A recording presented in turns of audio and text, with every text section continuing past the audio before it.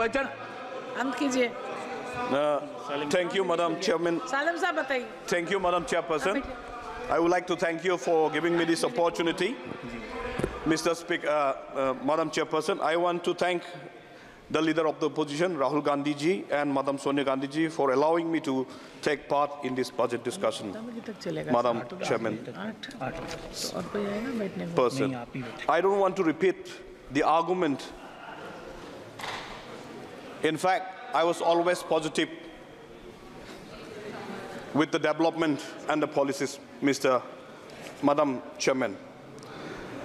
But this government seems to neglect the budget that was supposed to be pivotal, ensuring the goodwill of the masses, reaffirming the trust on June 4th. It has been long, and government has proven that they focus mainly on Sabka Nash, Apna Vikash.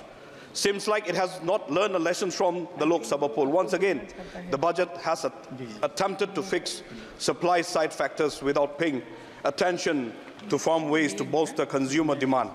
Instead, the whole budget exercise for the financial year seems to concentrate solely on reducing the fiscal deficit from 5.1% currently to targeted 4.9%.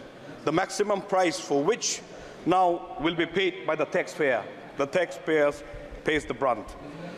The taxpayer on the long-term capital gains announced have been increased, something that our finance minister would only simplify the tax structure. Madam Chairperson, this government, instead of rewarding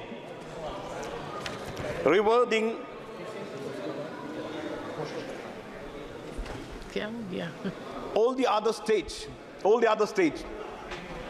like Tamil Nadu, Maharashtra, Telangana, West Bengal, etc., who has contributed most of their tax to the revenue of this Indian economy, Madam Chairperson, by only concentrating two states, that is Bihar and Andhra, Madam Chairperson.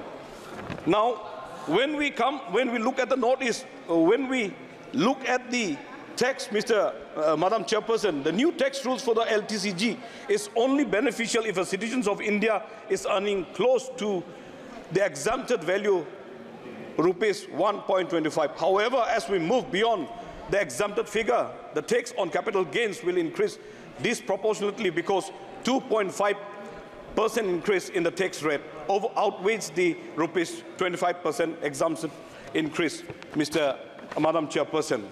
Now, why do we celebrate this budget when the matter is in a very great concern that has garnered a significant attention in the recent year? The devastating result, increasing the number of the Indian citizens renouncing their citizenship, and the exodus of tax-paying employees from our nation that is relinquishing their citizenship from India, Madam Chairperson. Now, when you look at the ME report, approximately 1.87 million Indians are renouncing. In 2022, post-COVID, 225,000 individuals they have relinquished their citizenship from the Indian.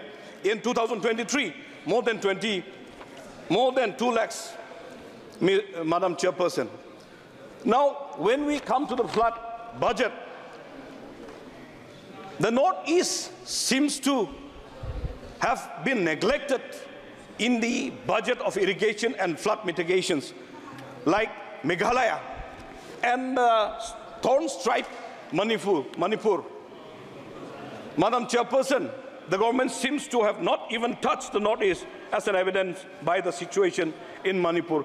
There has been a lack of initiative to ensure the health and the well-being of the women in the region. Despite Assam being the highest maternity and mortality rate, the government prioritized expanding only the banking.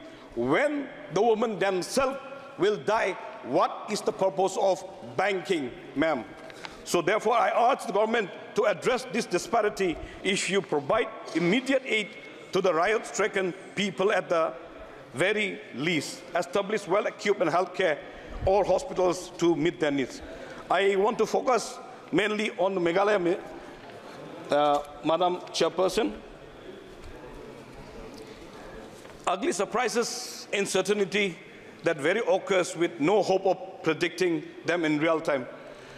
When you look at the Manipur, ma'am, there has not been much effort to weigh the situations. No common framework seems to exist to set the rules for doing so. The victims of Manipur could not have foreseen what was going to happen and how the government was going to deal with the livelihood meltdown of thousands of Manipuris.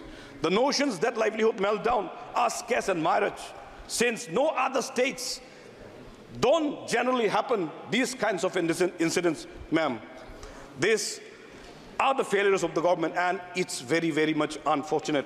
When we come to the Meghalaya, Madam Chairperson, the Meghalaya has taken the resolutions on Garo Khasi language to be included in the 8th schedule, when we could have portrayed our beautiful language in this wonderful, diversified decorum of the country. And another one, ILP, that is also been taken a resolution on the floor of the House, Madam Chairperson.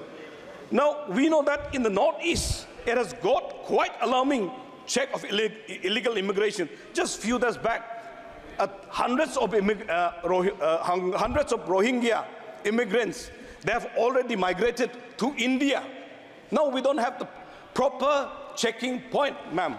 So that's why if we could do it, serious checking in this border region. Last, ma'am. Now, rampant smuggling is happening.